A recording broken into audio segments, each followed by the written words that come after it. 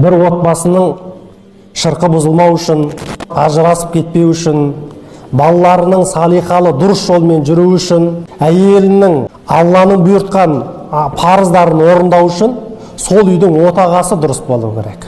Ол дұрыс болу деген сөз бүкіл зиянды дүниенің барлығынан өзін тыйған болу керек.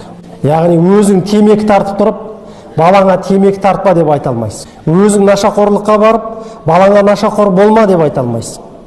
Өзің ішімдікті ішіп жүріп, балаңа ішпе деп айта алмайсың. Және сол сияқты қандай зиянды дүниелер бар, шариғатымызда тыйған, соның барлығын өзің тыйылып бірінші, соны амалмен көрсеткеннен кейін барып, басқаға айтсаң, ол жүректен шығады.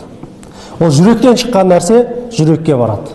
Сөйтіп балада әсерленіп, әкесіне қарап, анасына қарап, түзеліп салиқалы ол болып, немесе қыз болып өседі.